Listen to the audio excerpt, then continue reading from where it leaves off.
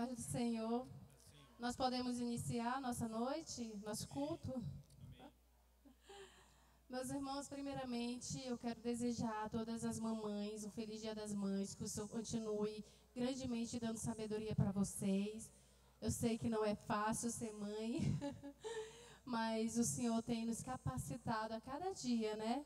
Para nós estarmos exercendo essa função que é tão importante, né? E eu queria ler aqui o Salmo 139, né? Que vou aguardar só um pouquinho para vocês acharem aí. 139, Salmo 139. Esse salmo que nós iremos ler, ele fala, né, sobre a onisciência, onipresença e onipotência do nosso Deus Todo-Poderoso, né? E que nós possamos, ao ler esse salmo, refletir sobre isso. Eu vou ler aqui a partir do verso 1 até o verso 18, né? Como é o Dia das Mães, né? Tem um pedaço que ele fala bem sobre nós, enquanto estávamos no ventre de nossa mãe, né? Diz assim, eu vou ler do primeiro, né? Verso 1 até o verso 18. Podemos iniciar? O salmista diz assim: O Senhor me examina e conhece todas as coisas a meu respeito. Sabe quando me sento ou quando me levanto. Conhece de longe cada um dos meus pensamentos. Examina cuidadosamente todos os meus passos e observa com atenção o meu sono. Sim, conhece muito bem tudo o que eu faço. O Senhor sabe tudo o que eu vou dizer antes de a palavra ser formada em minha boca. O Senhor me cerca pela frente e por trás e põe a sua mão sobre mim. Saber isso é algo tão maravilhoso que eu não consigo compreender. É impossível fugir do seu espírito. Em lugar algum conseguirei me esconder da sua presença. Se eu subir bem alto em direção aos céus, lá o Senhor está. Se eu quiser descansar no reino dos mortos, lá também o encontrarei. Se eu voar para as partes mais distantes do oceano com os primeiros raios da manhã, mesmo ali a sua mão direita dirigirá os meus passos e o seu poder me dará forças para ficar de pé. Se eu tentar me esconder na escuridão, o Senhor transforma a noite em dia claro. Para o Senhor, a escuridão nada esconde. A noite mais escura brilhará como o dia claro. Pois para o Senhor as trevas são luz. O Senhor criou todas as partes internas do meu corpo. Uniu todas essas partes para formar o meu corpo, enquanto eu ainda estava no ventre de minha mãe. Agradeço ao Senhor por me ter criado de maneira tão perfeita e maravilhosa. Suas obras são maravilhosas e eu sei disso muito bem. O Senhor conhecia perfeitamente cada osso do meu corpo que estava sendo transformado enquanto eu ainda estava no ventre da minha mãe, como a semente que cresce debaixo da terra. Antes mesmo de o meu corpo tomar forma humana, o Senhor já havia planejado todos os meus dias da minha vida, e cada um deles estava registrado no seu livro antes de qualquer um deles existir. Senhor, como são preciosos para mim os seus pensamentos sobre a vida. Ó Deus, são tantos que não consigo contar. Se eu os contasse, seriam mais do que os grãos de areia das praias. A cada novo dia, quando acordo, sinto que fico mais perto do meu Senhor. Oremos. Senhor Todo-Poderoso, em Tua presença, Senhor, queremos Te dizer muito obrigado, porque Tu tem nos escolhido para estarmos aqui Te adorando, Senhor, Te servindo, Senhor. E que essa noite, Pai, seja mais uma noite, Senhor, onde possamos nos derramar diante dos Teus pés, Senhor, e engrandecer, Senhor, o quão maravilhoso, o quão misericordioso, o quão bondoso o Senhor é, Pai. Pai, que Tu possas estar aqui sondando cada coração, Senhor, e trazendo a alegria de Cristo em nossas vidas, apesar das dificuldades que enfrentamos no nosso dia a dia, Senhor. Que o nosso propósito, Senhor, aqui, mas não somente aqui, Pai, mas a cada dia, é te engrandecer, é te glorificar, porque o Senhor é merecedor, Senhor, de toda honra e de toda glória, Senhor. E que as nossas bocas, Senhor, venha, Pai, te louvar e te engrandecer, Senhor. Assim eu te peço e te agradeço, em nome de Jesus Cristo, amém. Louvado seja o Senhor. Eu queria que dessemos uma salva de palmas ao nosso Deus. Aleluia. E convidar você que está sentado e, se puder, ficar de pé conosco para louvarmos ao Senhor. Nós estamos aqui, em primeiro lugar, porque Deus nos chamou, Deus nos trouxe até esse lugar, porque a sua graça nos atraiu.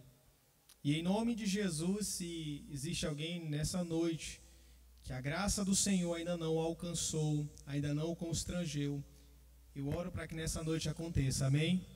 Então eu queria te convidar a celebrar conosco e fazendo isso de todo o teu coração, aleluia.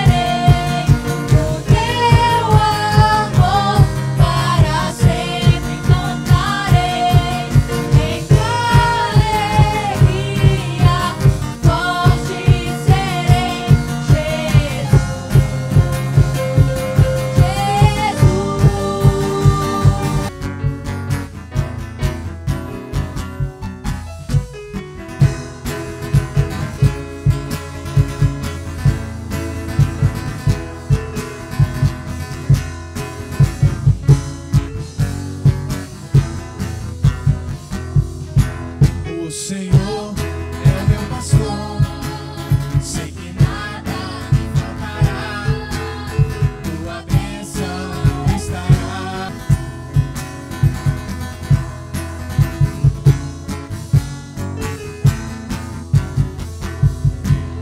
O Senhor é o meu pastor, sei que nada me faltará, tua bênção estará sobre minha família, sobre o meu lar. O Senhor é o meu pastor, sei que nada me faltará, tua bênção estará sobre minha família, sobre o meu lar. Tu és a minha alegria de viver, tu és a minha esperança a cada amanhecer, e que tua salvação esteja no meu lar. Em nome de Jesus, iremos declarar nessa noite uma voz profética sobre o nosso lar. Eu e minha casa serviremos ao Senhor. Eu e minha casa serviremos ao Senhor. Com gratidão, com alegria e louvor. Eu e minha casa serviremos ao Senhor. Eu e minha casa serviremos ao Senhor. Eu e minha casa serviremos ao Senhor. Com gratidão, com alegria e louvor. Eu e minha casa serviremos ao Senhor. Glória ao Senhor. Nossa casa é tua, Senhor.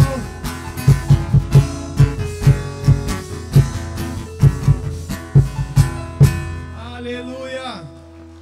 Eu e minha casa serviremos ao Senhor. Eu e a minha casa serviremos ao Senhor. Glória a Deus. Obrigado, Senhor, por morrer naquela cruz em nosso lugar. Nós estamos aqui, Senhor, para dizer que Tu és exaltado e para sempre adorado, Deus.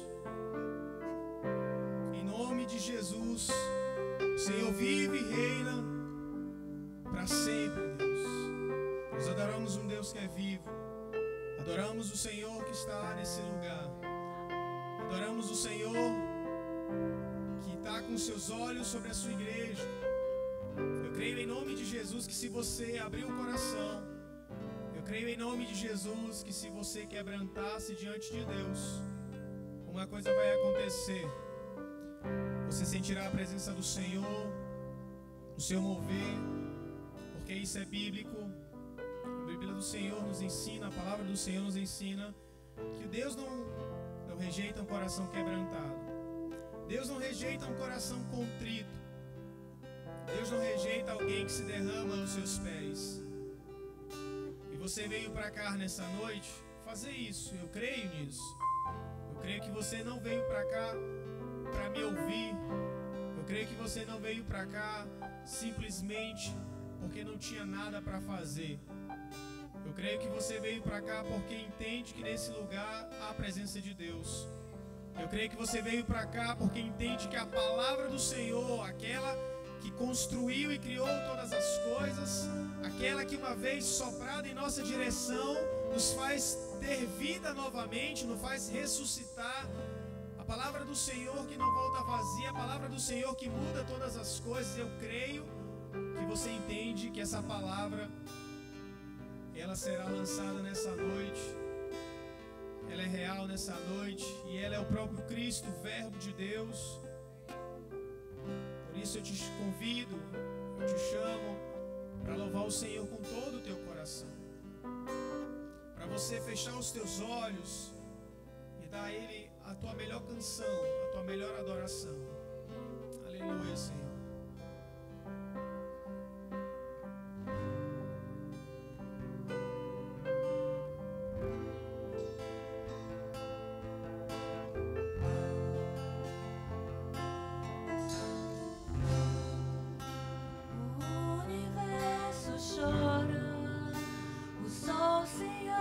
por nós, o seu sangue derramado cancelou toda a escritura de dívida que tínhamos, apagou o pecado das nossas vidas.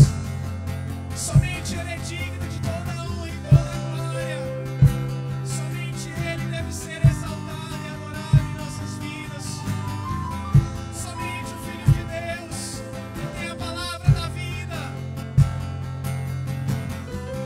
Bendito seja o Senhor Deus. Nós te adoramos nesse lugar, Jesus. Em uma só voz como coro.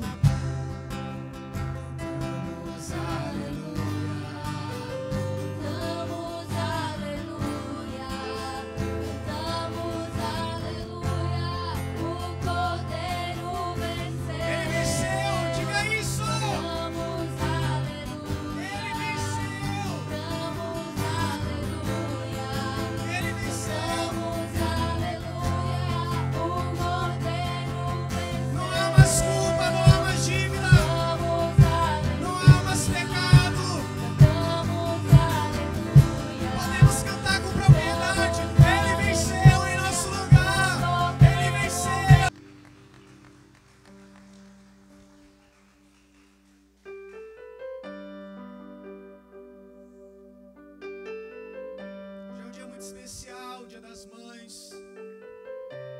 É momento de agradecermos ao Senhor pela família que temos, agradecermos ao Senhor pelo nosso lar, agradecermos ao Senhor pelo pão de cada dia, agradecer a Ele porque nunca nos deixou faltar absolutamente nada. É a misericórdia de Deus sobre a nossa casa, é a sua graça sobre a nossa casa, é a sua bondade sobre nós, nos sustentando todos os dias, nos guardando. Louvado seja o Senhor, que é o Deus da família, o Deus das nossas casas. Glória a Deus, Senhor. Te agradeço pela minha família. Você tem motivo para agradecer? E por tua presença no meu lar. Te agradeço pelo pão de cada dia, que o Senhor nunca deixou faltar. Te agradeço pela nossa harmonia. Só em Ti, Senhor, só em Ti, Senhor, podemos confiar. Pelas tuas maravilhas e os milagres, se nós cremos, a minha família é bênção do Senhor, ensina a tratar minha família com amor, edifica Deus a nossa casa.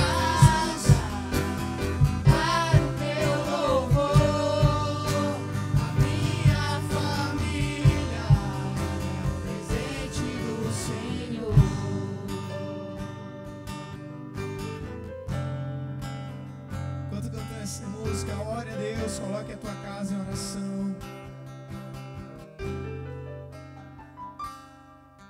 Te agradeço pela minha família.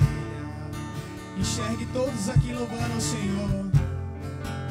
Presença no meu lar. Te agradeço pelo pão de cada dia. Senhor nunca deixou faltar. Te agradeço, Senhor. Te agradeço pela nossa harmonia. Só no Deus que é infalível. Só em Ti, Senhor, podemos confiar. Obrigado, Jesus. Te agradeço pelas tuas maravilhas e os milagres que ainda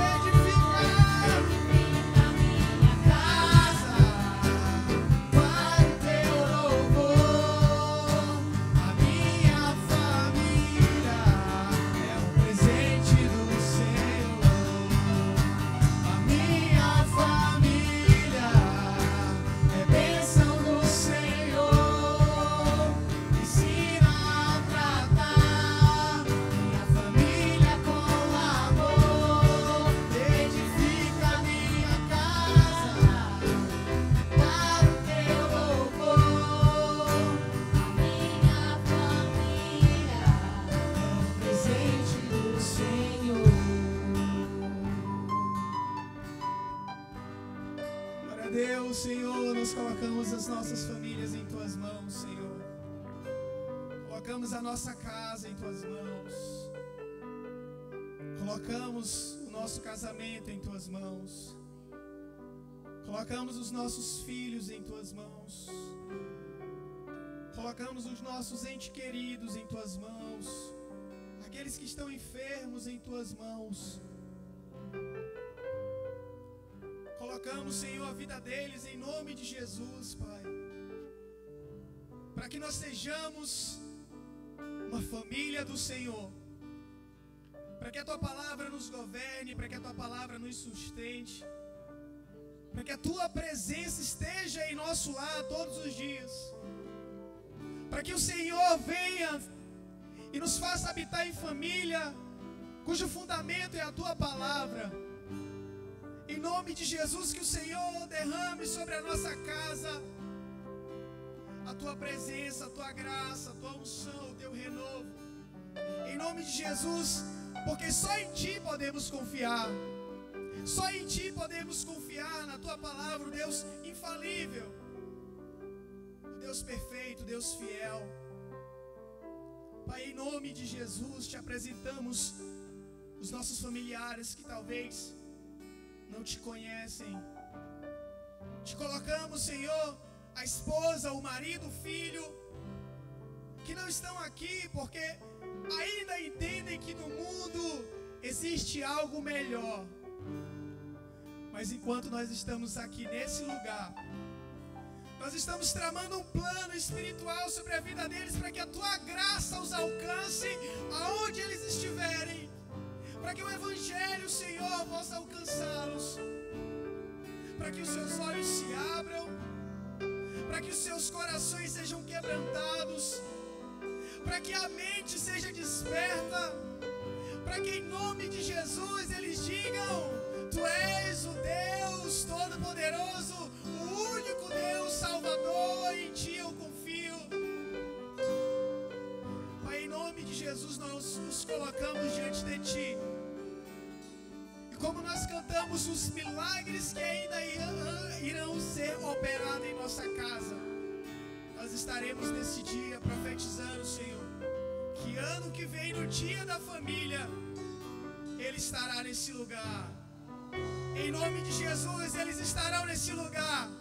Em nome de Jesus, a Tua obra, Senhor, será feita. O milagre iremos viver.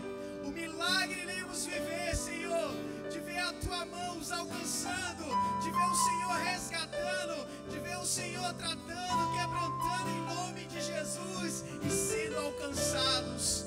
Porque nós não estamos cantando aqui da boca para fora. Nós não estamos cantando para alguém que nós não cremos que pode fazer o impossível. Não, nós estamos cantando para o Deus do impossível. O Deus do impossível. Aquele que faz infinitamente mais. E nós cantamos nessa noite que eu e a minha casa serviremos ao Senhor. Nós cantamos nessa noite que a nossa família é bênção do Senhor. Portanto, Senhor, enquanto tiver um membro da nossa família que ainda não Te conheceu, nós não iremos parar de cantar que eu e a minha casa serviremos ao Senhor. Nós não pararemos de cantar que a nossa família é bênção do Senhor, em nome de Jesus. E nós cremos que a Tua palavra, uma vez semeada, ela não volta vazia. E assim nós Te pedimos em nome de Jesus, em nome de Jesus. Amém, amém, amém. Glória a Deus.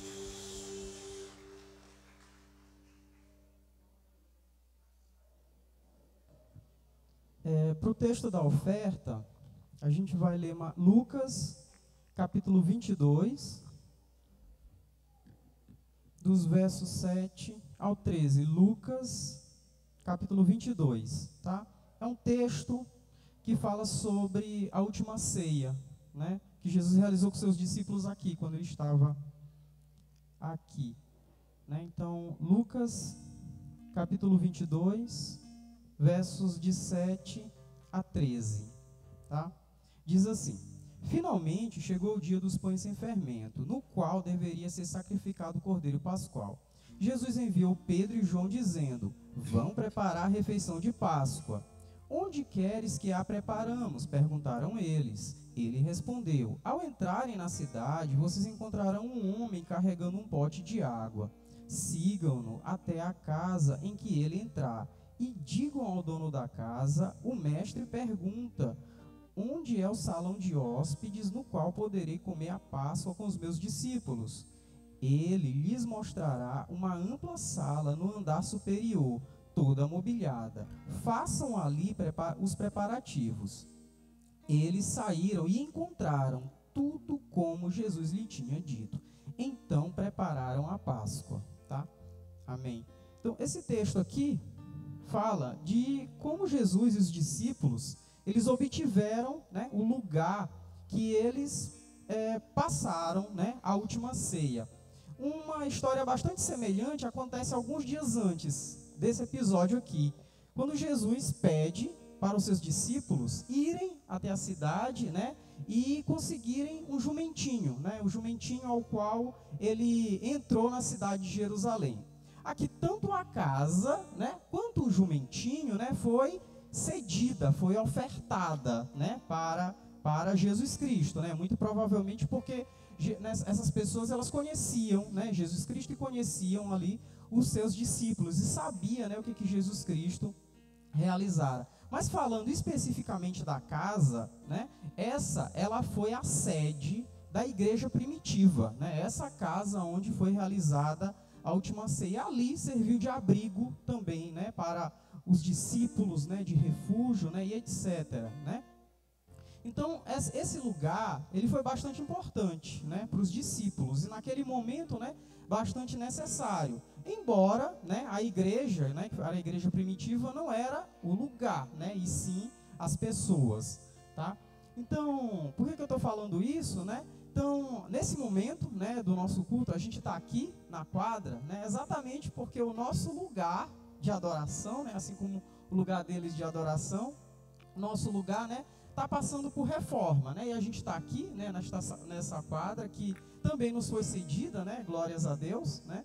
E o nosso lugar está passando por reforma, né? E reforma precisa de recursos, né? E de onde é que vem esses recursos, né? Esses recursos vêm de nós, né? Das pessoas que participam, né, do culto, né? De nós, né? Para nós utilizarmos. Então, que a gente possa, né, ofertar a Deus com alegria, né, com alegria no coração, tá? Eu quero lembrar só mais um episódio, né, que está em Samuel, 2 Samuel, capítulo 24, né, diz, né, que é uma história em que Davi, ele precisou de um lugar, né, para fazer um altar, né, para o Senhor. Ele foi até o lugar específico, né, que Deus o mandou. Quando ele chegou lá, que ele pediu para o dono, né, o lugar, né, disse que ia comprar, né, o dono chegou e disse: não, você pode pegar, né, o que você quiser dali, inclusive a lenha, né, eu posso lhe dar, né, posso, né, oferecer. Aí o Davi pegou e disse: não, eu não vou, né, dar para o Senhor, ofertar para o Senhor algo, né, que não me custou nada, né. Então olha que discussão linda, olha que briga maravilhosa, né, duas pessoas discutindo para ofertar ao Senhor, né? Como a oferta que era do Davi, né? O dono da propriedade, né? Ele na verdade estava se sentindo honrado, né? Em poder ajudar o rei, ainda mais que era uma oferta para o Senhor. Então eu convido vocês a entrarem nessa discussão. Convide o seu irmão do lado, né? A brigarem desse jeito, tá bom? Não, eu oferto. Outro diz: não, quem oferta sou eu, tá? Então né, como a gente está nesse período de reforma, né, eu pedi antes da gente fazer a oferta, tá, eu pedi para o pastor Renato, né, ele falar sobre o andamento da obra, né, o que já foi feito, né, em que pé está a obra. Bem, irmãos, glória a Deus, é bom ofertar ao Senhor, né? E a gente sabe que o que a gente semeia, a gente colhe, né? Então a gente está semeando na casa, como o meu amado irmão Santana falou, né? Jesus, ele pediu para preparar a ceia, né? Então a nossa casa e aquele lugar, eles estavam um lugar oportuno para poder fazer aquilo que o Senhor queria, né? Então, as nossas vidas, estou vendo todo mundo se abanando aí, isso é bom. A pressa para a gente voltar é maior, né? A pressa para voltar ainda é maior. As despesas também aumentaram muito, né? A gente já conseguiu colocar o contrapiso da nave inteira, conseguiu colocar do púlpito também o contrapiso agora. A gente já vai estar passando essa semana, se Deus quiser, as nossas paredes, a gente foi olhar lá, a gente vai ter que quebrar o reboco mais ou menos 1,20 m e vai estar tirando esse reboco, e são despesas que têm que ser pagas mensais, né? Por que a gente está estimulando a oferta a dizimar?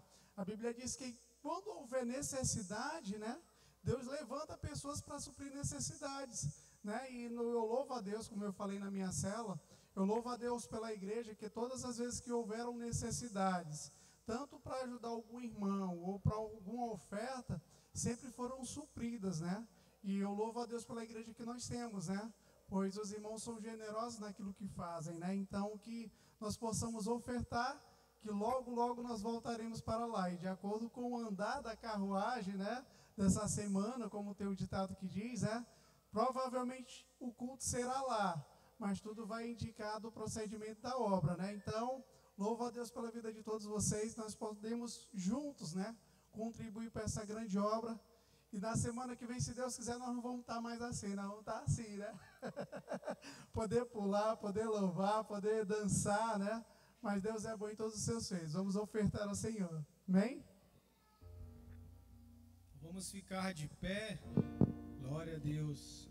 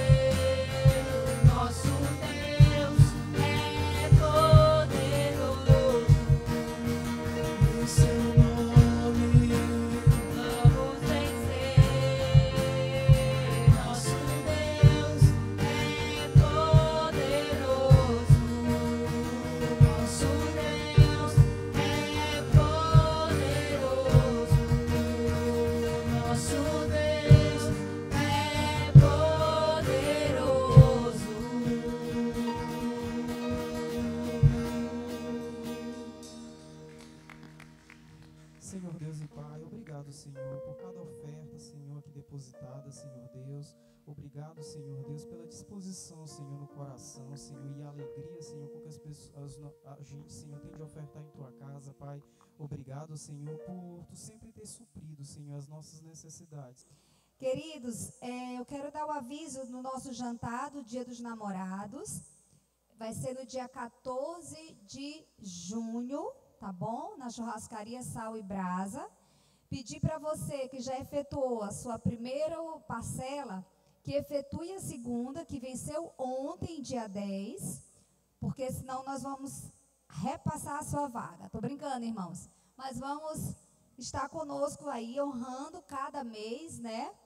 E nós só temos 3 vagas agora. E realmente, depois que passar essas 3 vagas, nós não teremos como acrescentar, porque é um critério lá da churrascaria, o ambiente é fechado, mesas contadas, o máximo de 40 mesas. 80 lugares, 40 casais, tá bom? Esse final de semana agora, que a gente tinha um post, mas aí não deu para projetar porque nós não estamos na igreja, né? Mas esse final de semana agora vai acontecer um congresso da família, nesse mês de maio, né? Na igreja Maranata do Turu, a nossa sede. Vai ser nos dias 16 e 17 de maio. Então, no sábado vai ter um momento só para casais, certo? E no domingo na sexta vai ter um momento só para casais, no dia 16. E no dia 17 vai ter para a família toda, tá bom? No dia 16 é um momento de um encontro de casais, é pago, porque vai ter comida, vai ter uma série de coisas. Quem tiver interessado, fale comigo depois. E no dia 17, que é no sábado, é livre para toda a família. Não é só para casais, e a entrada do sábado é livre, tá bom? Então, outro aviso, irmãos, é a respeito do nosso encontro da visão celular. Se você observar, em torno do mês de fevereiro, nós lançamos em todos os grupos de célula, no grupo Amigos de Fé, Mulheres da Palavra, que são os grupos da igreja, nós lançamos a programação do semestre. Então, você vai lá e favorita para não ser pego de surpresa. Porque, na verdade, você não é pego de surpresa. A programação está lá. Todas as vezes que tiver alguma alteração, a gente vem aqui e fala para os irmãos. Por exemplo, o nosso encontro de homens foi no dia certinho. O de mulheres, nós tivemos que mudar 2 finais de semana por conta do congresso de célula. E por que eu estou dizendo isso? Porque lá na nossa programação do começo do ano, consta... Em junho, o nosso encontro da visão celular vai ser aqui na nossa igreja. Só que lá, irmãos, está em 2 sábados. No primeiro sábado do mês e no último. E nós resolvemos juntar tudo no último sábado do mês. Então, você que deseja conhecer melhor a visão celular, você que deseja ser um auxiliar de célula, você que deseja ser um líder de célula, enfim, é para toda a igreja. E você anota aí na sua agenda, dia 28 de junho, na nossa igreja aqui em Santa Rosa. A abertura é 15h30, 3h30 da tarde, e encerramento 20h30. A gente ia colocar de manhã e de tarde, mas como alguns irmãos trabalham no sábado pela manhã, a gente resolveu colocar de tarde entrando para a noite. Então, aviso muito importante, dia 28 de junho, às 15h30 até às 20h30, nós vamos ter intervalo para lanche, é o nosso encontro da visão celular. Não falte, tá, irmãos? Anota aí na sua agenda, para você estar se programando, tá bom? E os nossos horários, essa semana me procuraram, perguntando os horários da reunião de oração, das reuniões de oração, isso é bênção, né? Então, mais uma vez, terça-feira, 8h30 da manhã, nós temos reunião de oração na igreja. E às quintas-feiras, às 19h30, 19 a 19h30, as irmãs que vêm na quinta. 19, tá? 19 horas na quinta-feira, tá bom?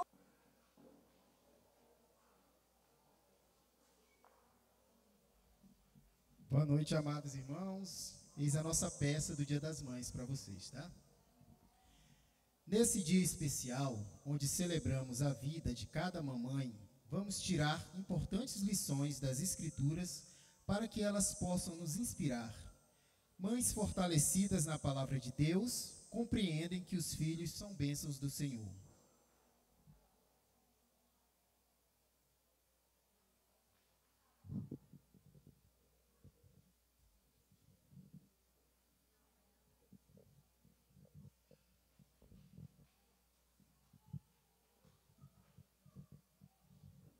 Olha para ela, tão pequena, mas tão perfeita. Deus confiou a nós essa bênção. Não te assusta um pouco essa missão? Sim, é um privilégio e ao mesmo tempo uma grande responsabilidade. Mas Cristo prometeu estar com a gente todos os dias. Vamos ter fé, né, e acreditar no Senhor. Vamos criá-la com muito amor e gratidão a Ele. Eis que os filhos são herança do Senhor, uma recompensa que Ele dá.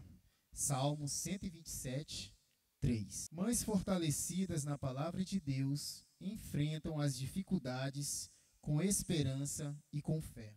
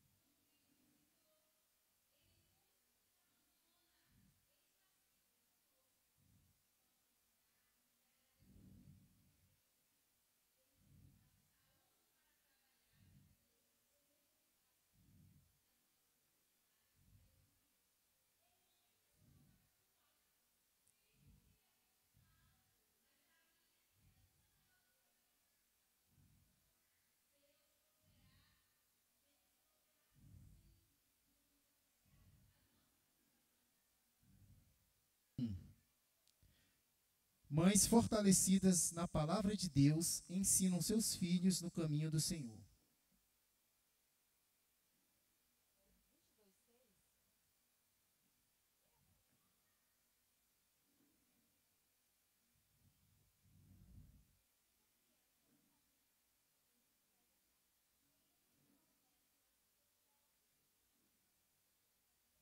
Bíblia em Mateus. Os discípulos, eles também perguntaram a mesma coisa para Jesus, e ele os ensinou dessa maneira.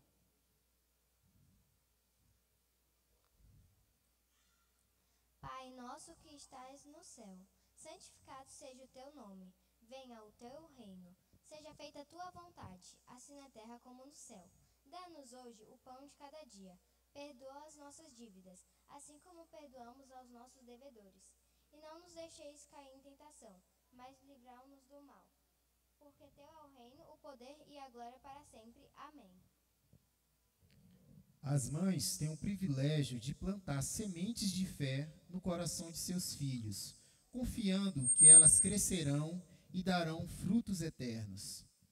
Mães fortalecidas na palavra de Deus vivem a alegria da comunhão no lar.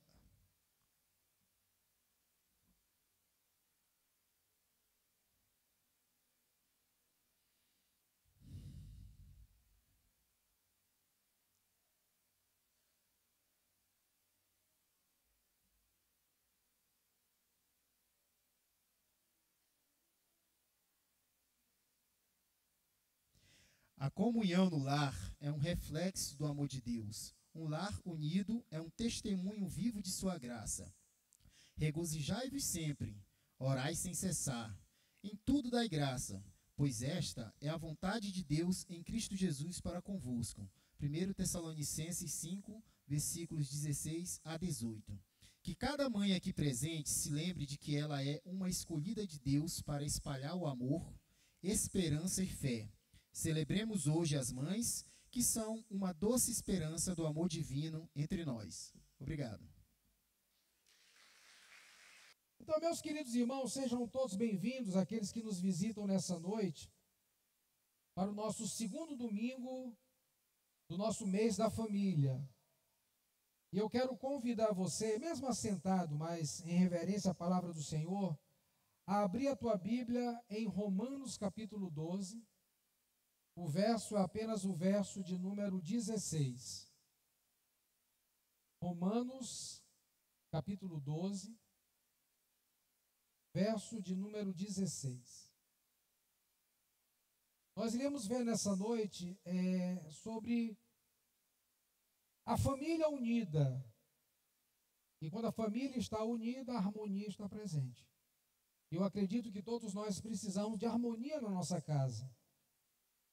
E uma família unida, ela traz consigo a harmonia. Romanos capítulo 12, o verso de número 16. Paulo, no capítulo 12, está falando sobre a nova vida, a conversão, a entrega total a Deus. No verso de número 3, ele vai falar sobre os dons espirituais, que são habilitações de Deus, capacitação de Deus, para que possamos servir uns aos outros. E a partir do verso de número 9, eu lerei apenas o 16 nesse contexto, Paulo então vai falar das virtudes presentes no corpo de Cristo. E quando essas virtudes se fazem presentes no corpo de Cristo, e por que não dizer na família também, nós passamos a viver os mandamentos recíprocos, a mutualidade no corpo de Cristo. Uns aos outros, uns com os outros, uns nos outros, uns pelos outros. E é nesse contexto que essa família unida, ela vai experimentar da harmonia. Verso 16, por gentileza, do capítulo 12 de Romanos. Tende o mesmo sentimento uns para com os outros. Em lugar de serdes orgulhosos, condescendei com o que é humilde. Não sejais sábios aos vossos próprios olhos. Obrigado pela tua palavra, meu Senhor. Nos traz a lição com a qual o Senhor quer nos ensinar nessa noite, nos edificar, nos exortar, nos consolar. Que a tua palavra, que é viva e eficaz, possa produzir o seu efeito nas nossas vidas, para que o teu nome seja em tudo glorificado. Nós assim oramos, em nome de Jesus. Amém. O professor, com o intuito de ensinar os seus alunos sobre o que era a harmonia, ele dividiu a turma em dois grupos. O grupo que estava à sua direita, ele deu uma ordem, e a mesma ordem ele deu ao grupo que estava à sua esquerda, com algumas particularidades. Ele então disse ao primeiro grupo que eles deveriam fazer um boneco, e deu todas as instruções. E um boneco representando um homem, tinha olhos, orelha, boca, nariz, membros e assim por diante. E para o outro grupo ele disse a mesma coisa, só que falando individualmente para cada participante da construção daquele boneco. E quando os dois grupos, então, trouxeram o resultado daquele trabalho, um trouxe um boneco proporcional, as orelhas proporcionais, os olhos proporcionais, os membros proporcionais, porque eles sabiam o que era para fazer e como fazer. E eles estavam juntos, unidos naquela tarefa, enquanto que esse outro grupo, um saiu para fazer um olho, faça um olho, o olho sai de um tamanho. O outro, do mesmo grupo, saiu com uma ordem individual para fazer um outro olho, e o olho saiu desse tamanho. O que ficou com um braço, fez um braço desse tamanho, o outro fez um braço desse tamanho.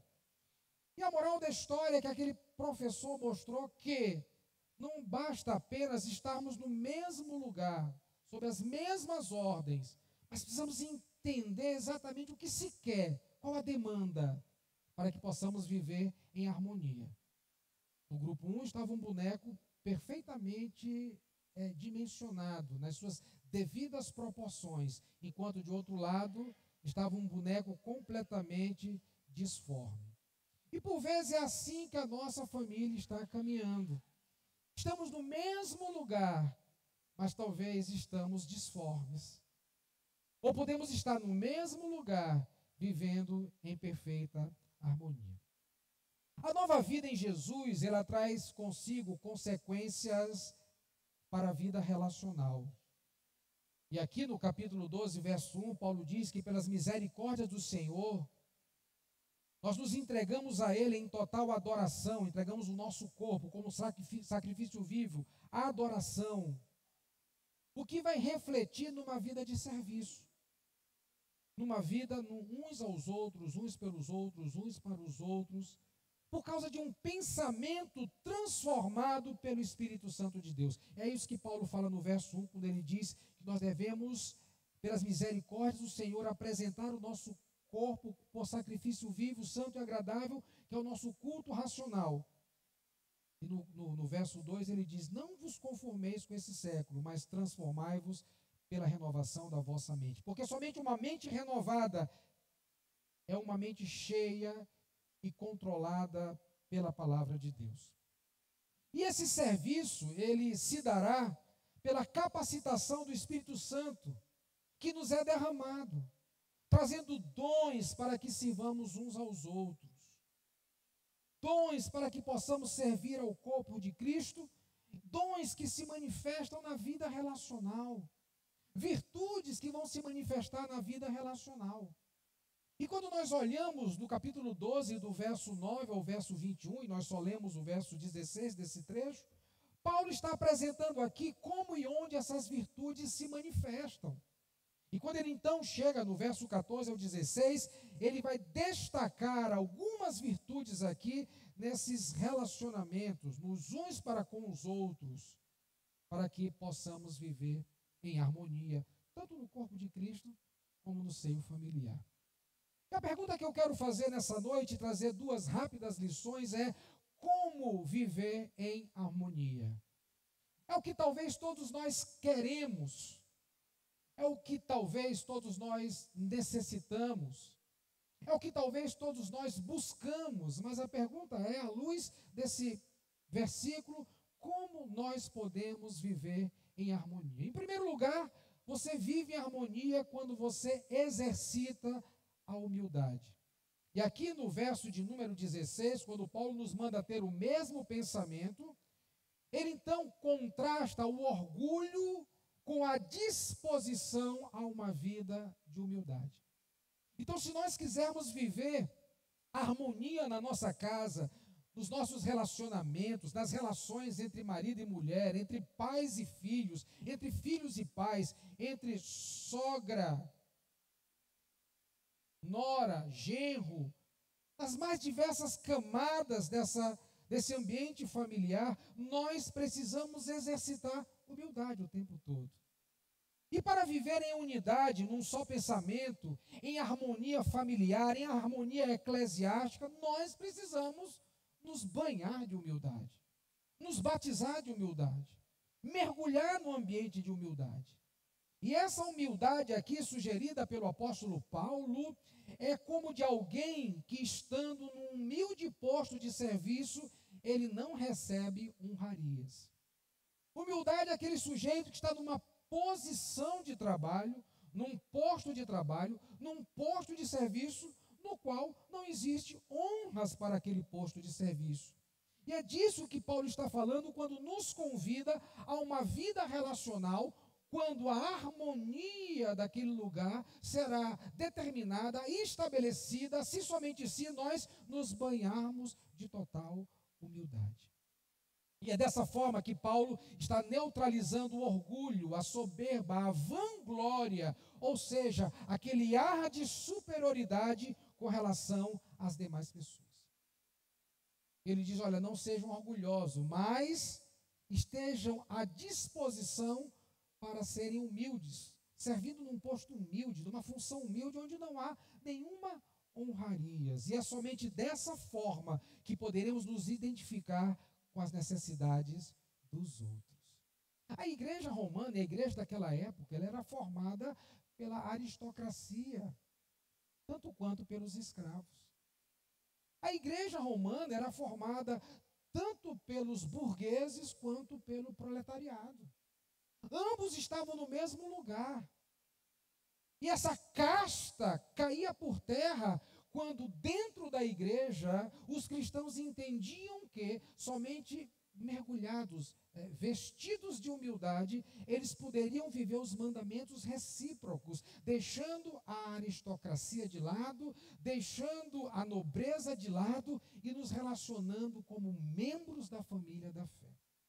Por essa razão, se nós quisermos levar para dentro das nossas casas a harmonia, nós precisamos nos vestir de humildade. Tirar toda a soberba, todo o orgulho, toda a vanglória e nos revestirmos de humildade.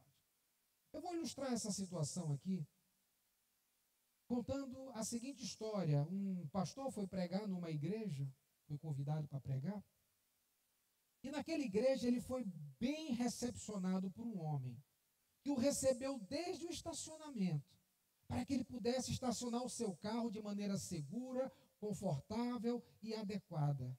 E o levou até o local onde ele deveria se apresentar para encontrar o pastor daquela igreja e pregar. No final daquele culto, eles então foram jantar, e aquele irmão estava lá na ponta da mesa, prestando toda assistência àquele irmão convidado para pregar. E aquilo chamou tanto a atenção daquele pastor convidado, que ele perguntou para o pastor daquela igreja: quem é aquele irmão que me serviu da hora em que eu cheguei até a hora em que eu estou prestes a ir embora? Ele então disse: é o juiz da cidade, que é o servo da comunidade. Meus irmãos, na família da fé, as castas não têm lugar, não têm espaço. Na família da fé, se nós quisermos viver em harmonia, nós precisamos nos vestir de humildade. E quando nós vamos para a nossa casa, essa prática deve se repetir. É um pai que, vestido de humildade, se relaciona com o seu filho. É um filho que, vestido de humildade, se relaciona bem com o seu pai. É uma esposa que, vestida de humildade, se relaciona bem com o marido e vice-versa. É um ambiente em que, vestidos de humildade, nós nos relacionaremos de maneira adequada e usando no poder do Espírito de Deus os dons e virtudes que nos foram conferidos, nós transformamos o nosso lar num ambiente de harmonia. Há 3 aspectos da humildade na família que nós precisamos levar em consideração. O primeiro deles: reconheça as suas limitações. Todo homem, toda mulher tem limitações. Todo filho, todo pai, toda mãe tem limitações. E se você observar o verso 3 do capítulo 12, que nós não lemos, Paulo vai nos dizer assim, quando começa a falar sobre os dons espirituais, que é o poder de Deus sobre nós, para que possamos servir a comunidade da fé, servir a nossa família da fé, servir a nossa família de sangue também. Ele diz: porque pela graça que me foi dada, digo a cada um de vós, que não penseis de si mesmo além do que convém. Antes, pense com moderação, segundo a medida da fé que Deus repartiu a cada um de nós.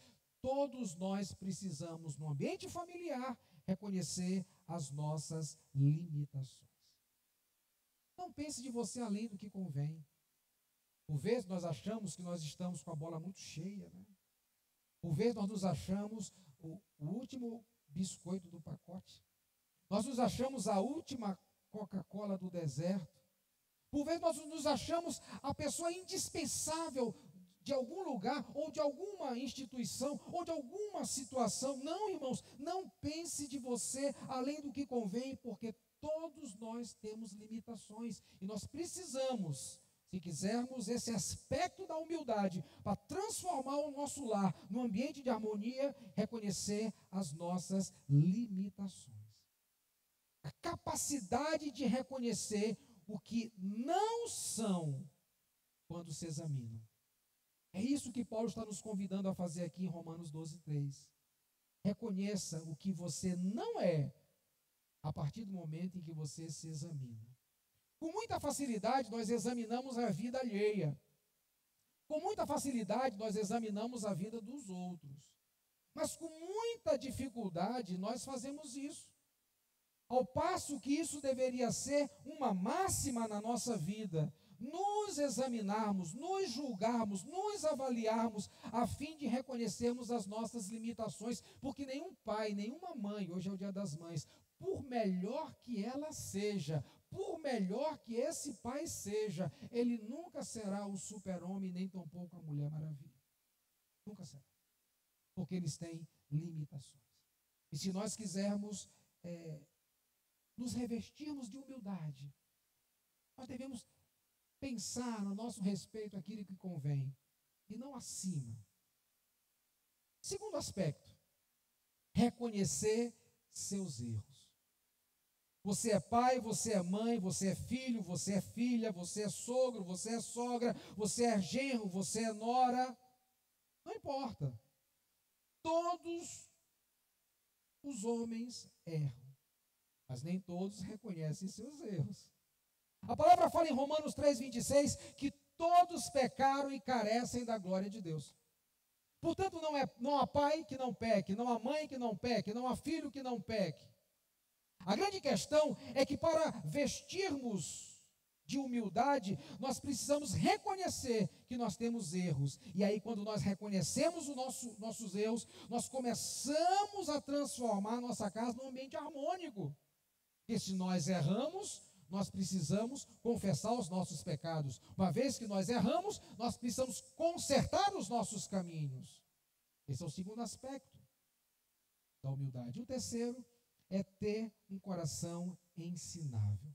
Ora, por um lado, você tem que entender suas limitações, por outro, você tem que entender que tem erros e precisa reconhecê-los, mas há um aspecto importantíssimo, é ter um coração ensinável, é ser um homem, uma mulher ensinável, é ser um filho, uma filha ensinável, é ser um pai, uma mãe ensinável, é ser um pastor ensinável. E quando nós reunimos esses três ingredientes e formamos uma massa, nos vestindo de humildade, o que trazemos para o seio familiar, o que trazemos para o seio eclesiástico é harmonia. Ser ensinável nos ajudará a não repetir os mesmos erros. Você conhece alguém que está repetindo os mesmos erros? Nós estamos em 2025, ele está cometendo os mesmos erros de 1972. E se ele tiver mais uma vida para viver, ele viverá cometendo os mesmos erros. Esse é o tipo de gente que não tem um coração ensinável. Esse é o tipo de pessoa que não tem um coração ensinável. Mas quando nós temos um coração ensinável, uma das coisas que nós levamos em consideração na nossa vida é que nós não ficamos a repetir os mesmos erros. A pergunta que eu quero fazer para você, desafiando o teu e o meu coração a ser um coração ensinável, é se nós vivemos como mestres ou como alunos apenas. Será que você vive como um mestre ou como um aluno apenas? Eu poderia dizer para você nessa noite que todo bom mestre é um excelente aluno. Os professores que aqui estão, e aqui há muitos professores, talvez concordariam comigo. Todo bom mestre é, sobretudo, um bom aluno. Ele está sempre aprendendo para ensinar. E cada vez que ele ensina ou quer ensinar, ele aprende mais e mais. Isso é ter um coração ensinável. E ter um coração ensinável nos ajudará a não repetir os mesmos erros na vida. Todo bom mestre é um excelente aluno. Jigoro Kano, ele fundou o judô em 1882. E o seu objetivo, o seu ideal quando fundou o judô não era apenas criar uma arte marcial para jovens que precisavam se defender ou coisa do gênero. Mas ele pensava, sobretudo, a trazer uma filosofia a fim de que as pessoas pudessem enfrentar os conflitos da vida. E quando Jigoro Kano morreu, diga-se de passagem, numa viagem de navio, ele então já havia pedido que o enterrasse com a faixa branca, que é a primeira faixa, a faixa inicial de quem pratica essa arte marcial. É a faixa do aprendiz, é a faixa neutra, É a faixa da pureza, é a faixa daquele que ainda não tem todo o conhecimento. Jigoro Kano, que era faixa preta em judô, pede para ser enterrado com faixa branca, porque todo bom mestre é, sobretudo, um bom aluno. Nós precisamos praticar humildade na nossa casa, e reconhecendo as nossas limitações, reconhecendo os nossos erros, e tendo um coração ensinável, nós traremos harmonia para o nosso lar, nos vestindo dessa humildade, que faz oposição a esse orgulho a quem Paulo está fazendo menção no verso de número 16 do capítulo 12. Meus irmãos, o orgulho é oposto à humildade.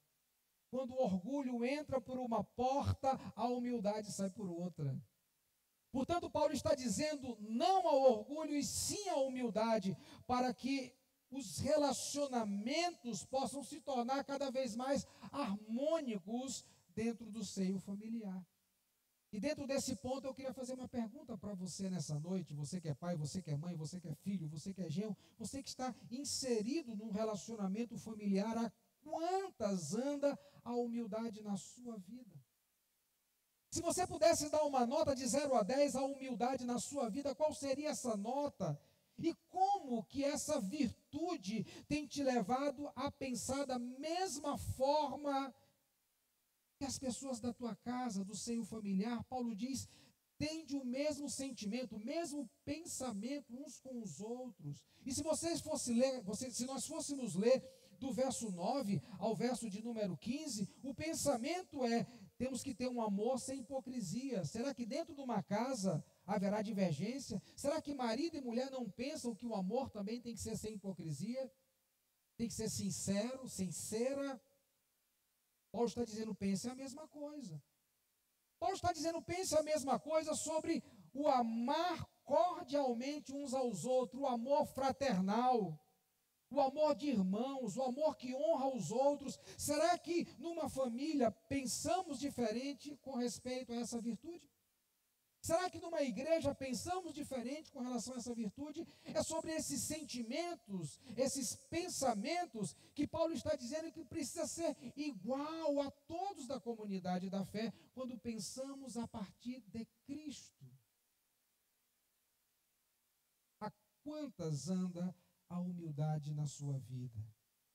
Em segundo lugar, o verso 16 na parte B nos diz assim: em lugar de sermos orgulhosos, condescendei, ou seja, estejam dispostos a associar-se com o que é humilde. Não sejais sábios aos vossos próprios olhos. Meus irmãos, em segundo lugar, a segunda verdade que pode trazer harmonia para o nosso lar, além da humildade, é o exercício do diálogo. É quando nós estamos dispostos a viver uma vida exercitando o diálogo. E quando nós olhamos para esse verso, quando ele nos chama a atenção para não sermos sábios aos nossos próprios olhos, sábios segundo a nossa perspectiva, sábios segundo o nosso entendimento, nós podemos chegar à conclusão de que a sabedoria do homem, ela também é manifesta por meio das suas palavras. E é nessas horas do semear das palavras que nós podemos perceber como algumas pessoas vão se tornando superiores às outras. Você já deve ter ouvido aquela expressão quando alguém discute com o outro na rua sem saber até então quem é quem, e de repente aquela discussão vai tomando uma proporção, vai tomando um calor, até que alguém do lado de lá ou do lado de cá diz assim: você sabe com quem você está falando? E para sua surpresa, você estava falando com um dos poderosos, talvez um aristocrata dessa sociedade, talvez um nobre, talvez um burguês, talvez uma autoridade. E essa expressão traduz na sua palavra um autoritarismo, um orgulho. Alguém dizendo que é superior a você quando fala, você sabe com quem você está falando. É quando um pai ou uma mãe, eles querem encerrar a discussão com o filho, dizendo simplesmente assim: eu sou seu pai, cale-se, cale-se, cale-se. Mas ele não apresentou nenhum argumento convincente, biblicamente falando, para que o seu filho possa receber iluminação nos olhos do seu entendimento. Então aquele pai carregado, possuído de autoridade, encerra a discussão, como que em outras palavras estivesse dizendo: você sabe com quem você está falando, moleque? É quando nós deveríamos exercitar um diálogo saudável e construtivo, mas usamos as nossas palavras apenas para revelar o quanto nós somos autoritários. A harmonia em uma família, ela é também o resultado da existência de um diálogo saudável, um diálogo curativo, um diálogo restaurador. E esse diálogo vai nos levar a sermos imparciais quando nós temos o mesmo pensamento. No capítulo 2 de Romanos, verso 11, quando Paulo fala do pecado do judeu e do gentil, ele vai no verso 11 chegar à seguinte conclusão: porque Deus não faz acepção de pessoas. Deus não olha para o aristocrata, para o burguês, de maneira diferente de como ele olha para o escravo ou para o proletariado, não. Porque Deus não faz acepção de pessoas. Deus não olha para o judeu de uma maneira e para o gentil de outra maneira. Pelo contrário, ele aqui no capítulo 2 está denunciando o pecado tanto de um quanto do outro, porque Deus não faz acepção de pessoas. A natureza de Deus é uma natureza justa, e por essa razão esse Deus é um Deus imparcial. E quando nós somos chamados aqui a não sermos orgulhosos, a termos o mesmo pensamento, é sobre essa imparcialidade que Paulo está chamando a comunidade da fé e as famílias a viverem de forma harmônica. O diálogo saudável, meus irmãos, precisa estar presente na nossa casa. O diálogo saudável precisa estar presente na igreja. O diálogo saudável precisa ser exercitado por todos nós. E quando nós exercitamos um diálogo saudável, prejuízos são evitados, danos são evitados, erros são evitados. Eu vou contar uma ilustração aqui. Qualquer semelhança é mera coincidência. É possível que existam aqui dois irmãos que na infância, quando estavam brigando, um estava errado e o outro estava até certo. Um aprontou e o outro não tinha nada a ver com a história. Mas aí veio a mãe, eu vou aproveitar a mãe porque é o Dia das Mães, e bateu nos dois. E disse logo assim: olha, vai apanhar os dois que é para aprender. Qualquer semelhança é mera coincidência. Onde está o erro dessa ação? Não houve diálogo. Porque, de fato, um aprontou e causou todo um tumulto familiar. Mas o que o outro tem a ver com a traquinagem do primeiro? Nenhuma. Mas o que faltou àquela mãe, ao pai, a quem quer que seja, foi tratar com equidade, foi tratar com justiça, foi tratar sem fazer acepção de pessoas. Tratar de maneira justa, como Deus trata quem quer que seja, seja de que casta ele for, seja em que camada social ele estiver. E às vezes, como pais, nós falhamos. Nós precisamos corrigir, disciplinar no varejo. Se o filho mais novo errou, é no varejo. Não bota o mais velho no pacote e corrige no atacado, porque você pode errar. E quantas vezes nós já ouvimos isso? Vai apanhar os dois, que é para aprender, mas o outro não tinha nada a ver com a história. Faltou diálogo construtivo, faltou diálogo nesse momento de disciplina. Eu quero chamar a atenção dos pais aqui, das mães, ou daqueles que pretendem ser. E quando isso acontece, a disciplina sem diálogo, tudo o que ela vai produzir são traumas, feridas e amarguras. Porque o que apanhou sabe por que apanhou. O que foi corrigido com a vara da correção sabe por que foi corrigido. Mas o que não tinha nada para ser corrigido, tudo que ele vai contrair na sua vida é um trauma, uma ferida ou uma amargura. No Evangelho de Mateus, no capítulo 18, a partir do verso 15, você vai ver um trecho onde a disciplina está sendo praticada. Se o teu irmão pecar, vai arguí-lo, diálogo. Se ele te ouvir, ganhaste o irmão. Se não te ouvir, toma uma testemunha. Se te ouvir, com a testemunha, ganhaste o irmão. Se não te ouvir, leva à igreja. Se ele ouvir a igreja, ganhaste o irmão. Se não ouvir a igreja, chegamos numa situação bem delicada aqui. Ele parece ser uma pessoa teimosa. Ele parece ser uma pessoa cujo coração não é ensinável, apesar de ter errado. Então essa pessoa vai ter algum problema lá na frente. Talvez é uma pessoa contumaz, teimosa no pecado. Ele pode sofrer certamente as consequências do seu pecado de teimosia. Mas o que nós estamos vendo aqui é que esse diálogo saudável está sendo praticado para quê? Para que a correção possa produzir o seu efeito. E sabe qual é o efeito desse diálogo saudável? É produzir restauração. Por isso, se o irmão que pecou, ouviu a repreensão, ouviu o conselho e se arrependeu, é restauração que vai acontecer na vida dele. E sabe como que termina o verso de número 20 desse trecho?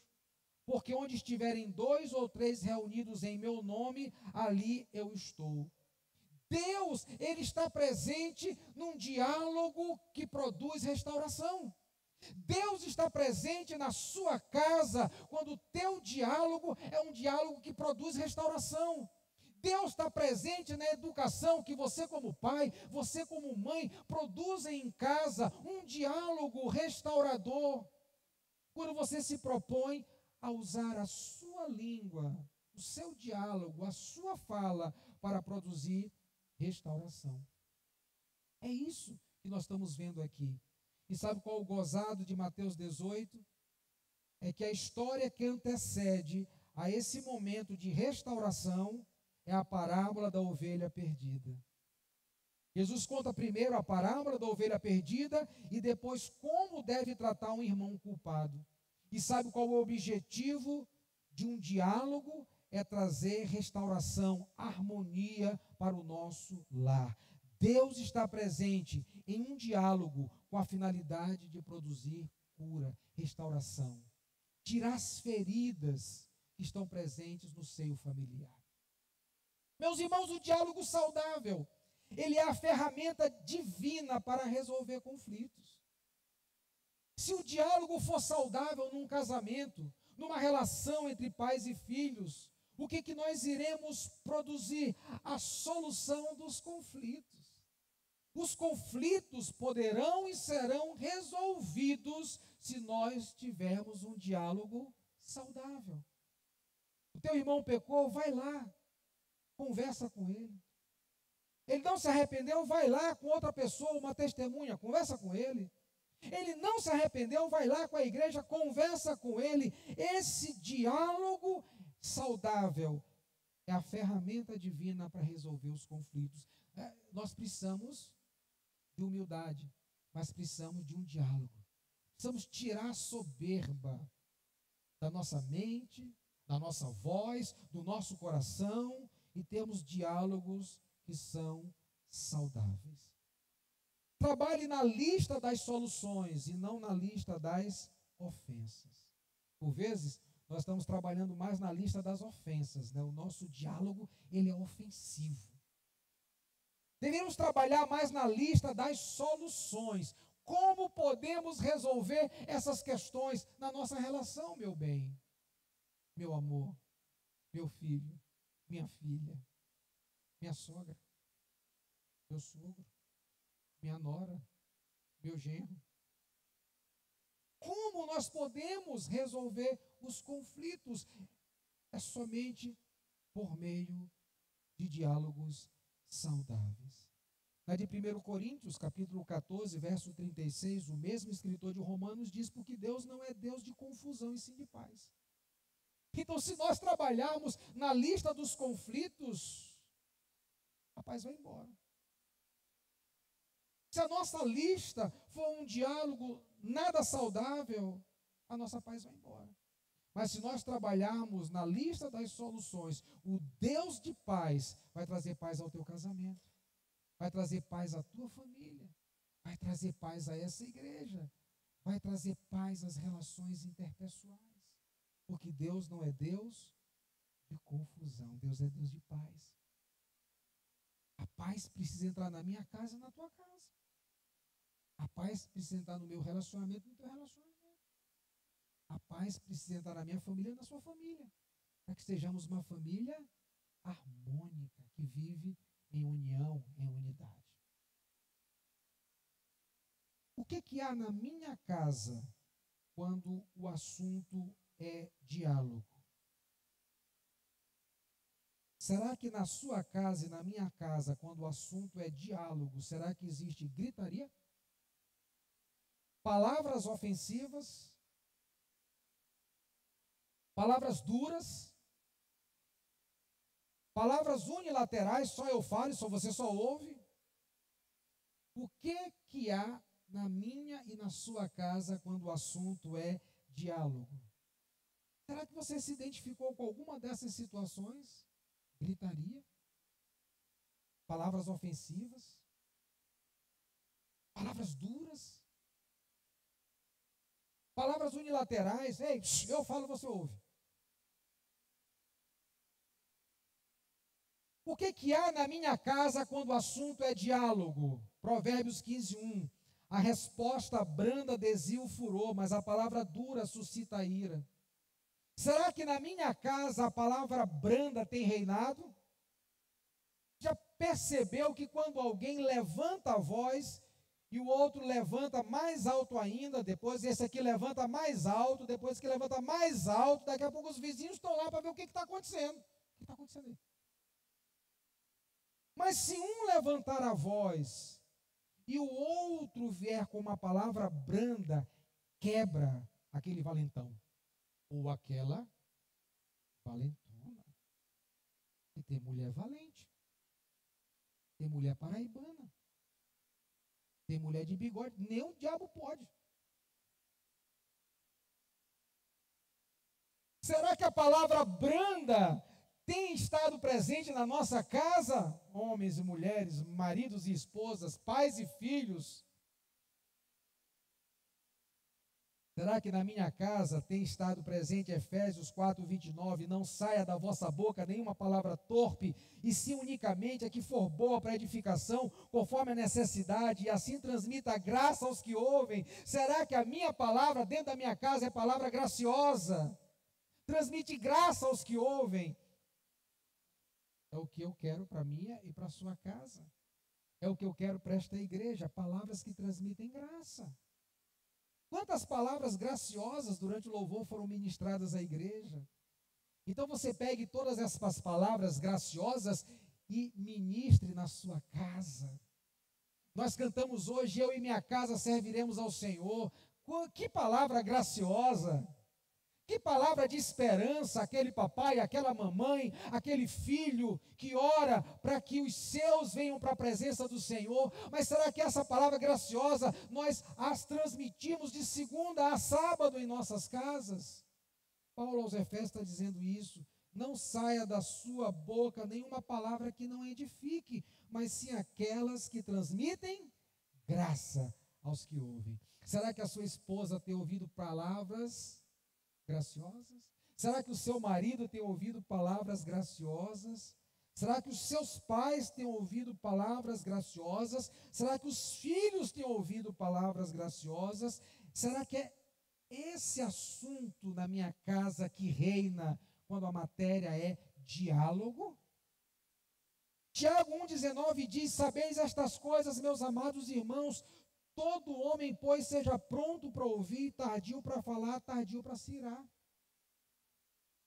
Isso aqui nos ajuda a não termos uma conversa unilateral, onde só a mulher fala e o homem ouve, ou onde só o homem fala e a mulher ouve.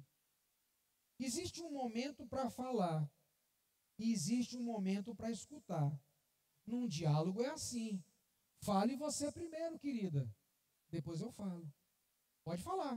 Sou só ouvidos. Mas depois é minha vez. Eu quero que você me escute. Mas quando num relacionamento só falamos e não damos a oportunidade para o outro ouvir, nós estamos ferindo esse princípio relacional.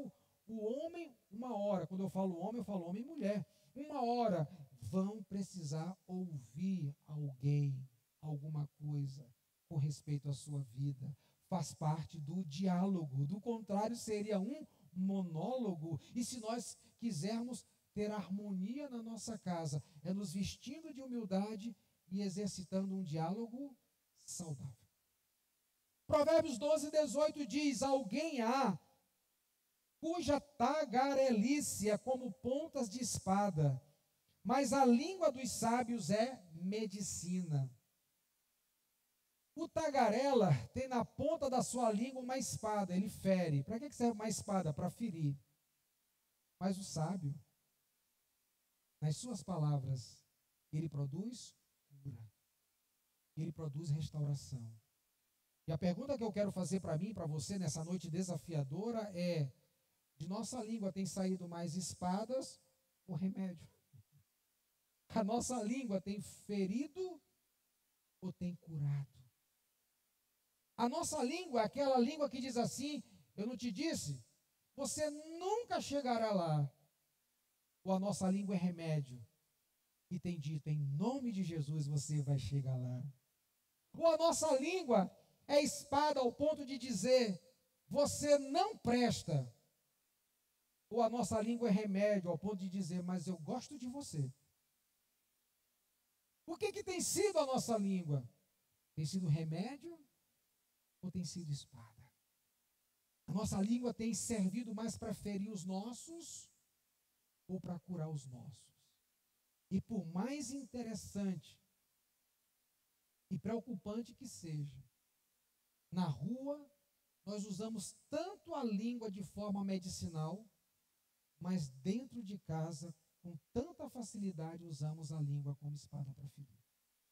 E ferimos os mais próximos, o que nós afirmamos que mais amamos, a nossa própria família. Provérbios 25:11 também vai chamar a nossa atenção para o diálogo que está na nossa casa. Como maçãs de ouro em salva de prata, assim é a palavra dita a seu tempo. Nem todo momento é momento de falar. Tem hora que não dá para resolver na hora, porque você pode até falar a coisa certa de maneira errada e ferir. Então tem momentos na nossa vida que é necessário silenciar, para que quando formos falar no momento adequado, não é para deixar de falar, possamos falar palavras a seu tempo. E é como alguém que pega maçãs de ouro em salva de prata. Tenta imaginar a gente querendo reformar o prédio da igreja. Alguém traz maçãs de ouro em bacias de prata. Maçãs de ouro em salvas de prata. Vende isso. Termina a obra todinha. Maçãs de ouro. Assim é a sua palavra, quando ela é dita no tempo certo. E por vezes nós fracassamos no diálogo e deixamos de ter um diálogo saudável porque falamos as coisas que precisarão ser ditas no momento adequado, no momento inadequado. E quantos de nós não já fez isso? Quantos de nós não falou algo no momento inadequado? E no lugar de trazer maçãs de ouro em salvas de prata, não tiveram essa oportunidade. Meus irmãos, na nossa casa, como é que está o diálogo? O diálogo é aquela primeira opção, gritaria, palavras ofensivas, duras, unilaterais, só eu falo, você só ouve, ou na nossa casa é palavra branda, é palavra que transmite graça aos que ouvem. Na nossa casa são palavras que desviam a ira. Na nossa casa são palavras medicinais. Na nossa casa são palavras ditas a seu tempo. Se na sua casa e na minha casa Nós estamos falhando quanto à humildade, falhando quanto ao diálogo. Precisamos entender que nós nunca teremos famílias perfeitas. Mas podemos ter e ser famílias saudáveis se a humildade e o diálogo contribuírem para isso. Eu quero convidar você a ficar de pé comigo nessa noite. Eu quero orar por você. Eu quero orar por tua casa. Eu quero orar pela tua família. Eu quero orar pela minha família. Eu quero rogar a Deus que Ele tire do nosso coraçãozinho todo orgulho. Sabe aquele orgulho que deveria te impulsionar para dizer, me perdoe, e você está semana após semana e não consegue dizer isso? Peça para o Senhor tirar do seu coração isso. Peça para o Senhor tratar no teu coração com relação a isso. Ah, mas eu sou o pai, se eu pedir perdão para o meu filho, eu vou estar invertendo. Você não está invertendo nada, você está fazendo o que é bíblico. Confesse pecados quando for necessário. Quando você pecar. Vista-se de humildade. Talvez você seja de uma época em que menino não passava nem na frente de adulto. E quando o menino passava pela frente de adulto, volta, não passe no meio de adulto, dê a volta. E aí o menino crescia desse jeito. Então talvez por ser dessa geração você diz assim, jamais vou pedir perdão para o meu filho. Jamais vou pedir perdão para uma filha. Mas é somente quando nós encontramos com Cristo, aquele que nos perdoou todos os pecados, que nós passamos a entender que também devemos perdoar. É somente quando nós encontramos com aquele que perdoou todas as nossas culpas, que nós somos estimulados a perdoar quando nós falhamos também, ou a pedir perdão quando cometemos um pecado contra alguém. E quando nós falamos de família, família é um ambiente onde costumeiramente nós estamos ou ferindo ou sendo feridos. Estamos machucando ou sendo machucados. Por isso, você tem que acender uma luz ali dentro bem forte, para que você possa estar sempre vigilante, com palavras saudáveis que edificam, que são medicinais, um diálogo saudável, despido de todo orgulho, para que você possa construir não uma família perfeita, mas uma família saudável. Quem você ofendeu essa semana? A quem você deve um perdão? Aproveita agora, fala com a esposa, com o marido, me perdoa, só tem esse jeito para nós dois. Semana passada eu falhei no diálogo com Isabela. Quando eu falhei, imediatamente a ficha caiu. Me perdoa. Falhei. Falhei no diálogo. Mas aí precisa de espaço. Perdão imediato. Mas a restauração do relacionamento precisa de um espaço. Aí como é ruim viver a consequência quando nós falhamos no diálogo. Aí fica aquele dia meio silencioso na casa, ninguém fala nada com ninguém, mas o perdão foi dado. Aí você fica pelas beiradas tentando puxar uma conversinha, né? Como quem toma sopa quente pelas beiradas para não queimar a língua. E você fica ali assuntando uma conversinha bobinha. O gás acabou? Só para ouvir não da pessoa amada. Tentando refazer o caminho do diálogo. Como custa caro a gente falhar dentro de casa? Quanto custa falhar dentro de casa? Mas aí você é daqueles que casou para só separar com a morte. Sim ou não? Opa, que beleza. Então, quando a gente briga, a gente nunca pensa em divórcio. A gente pensa em como que a gente vai sair dessa confusão que se meteu. E é tão bom quando chega o tempo da restauração, quando a pessoa de fato nos perdoa, quando o diálogo é restaurado, quando a comunhão é restaurada, quando a harmonia é restaurada, e a gente vigia, mas lá uma vez ou outra, no outro mês, escorrega de novo. E como a gente decidiu que não vai divorciar, a gente vai lutar pela restauração, aí começa tudo de novo. E essa dinâmica vai assim até o dia que nosso Senhor Jesus voltar. Portanto, você, marido, que viveu isso que eu vivi semana passada, puxa aí a barra da saia da tua mulher e pede perdão para ela, não custa nada.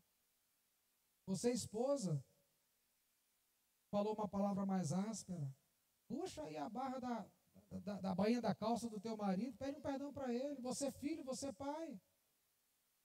Uma comunidade que encontrou com Cristo é uma comunidade que sabe o que é perdão. E nós já nos encontramos com Cristo. Nós sabemos o que é perdão verdadeiro. Pai querido, nessa noite eu quero orar, Senhor, pedindo que o Senhor tão somente visite a nossa casa, visite o nosso lar. Nós cantamos nessa noite que nós queremos servir ao Senhor com a nossa casa. Nós queremos servir ao Senhor com os nossos dons, com as virtudes que o Senhor derramou sobre nós. Nós queremos te adorar, Senhor. Nós queremos entregar o nosso corpo, como diz Paulo em Romanos capítulo 12, totalmente sobre o teu altar. Nós queremos te servir. Por essa razão, Pai, manifesta sobre nós os dons do teu Espírito, para que possamos, na comunidade da fé e na nossa família, Deus, sermos bênção, Pai. Nos vestimos de humildade para reconhecermos o que somos e o que não somos. Exercitarmos um diálogo saudável, cujas palavras serão para o nosso cônjuge, serão para os nossos filhos, serão para os nossos pais, serão para os nossos familiares, medicina. Toca, meu Deus, com a brasa viva do teu altar, como fizeste a Isaías, que disse: eu sou pecador, e é isso que nós afirmamos e reafirmamos nesse lugar. Nós somos pecadores. Não é de uma família perfeita que nós estamos falando, ela não existe. Não é de uma igreja perfeita que nós falamos, ela não existe. Mas é de um lugar saudável. É aquele lugar que sempre nos dá vontade no final do dia de voltar para ele. É aquela igreja, Pai, que ficamos contando as horas para chegar o domingo ou o dia da semana, onde iremos nos encontrar num tempo de comunhão e de adoração. Não é um lugar perfeito, mas é um lugar onde tem cura para a minha vida. É o lugar onde tem palavra de vida eterna. É o lugar onde a minha alma é descedentada pela água da vida, que é Jesus. Por isso, meu Deus, nessa noite, Pai, nos visita, Pai, com essas duas realidades, para que possamos transformar o nosso lar num lugar de harmonia e o teu nome ser glorificado hoje e sempre. Amém. Vamos orar, meus irmãos. Depois da oração é a bênção ou é o sorteio? É a bênção e o sorteio. E os homens estão comigo aqui nessa peregrinação, né? Uma caixa de som. Vamos orar então. Vamos ficar em pé todos juntos? Orar por essas mulheres, essas mães.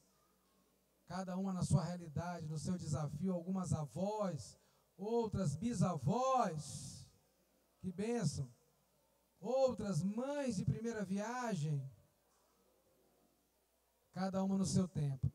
Pai querido, nós glorificamos o teu nome por cada uma dessas mães, Pai. Por essa bênção que o Senhor deu a cada uma delas.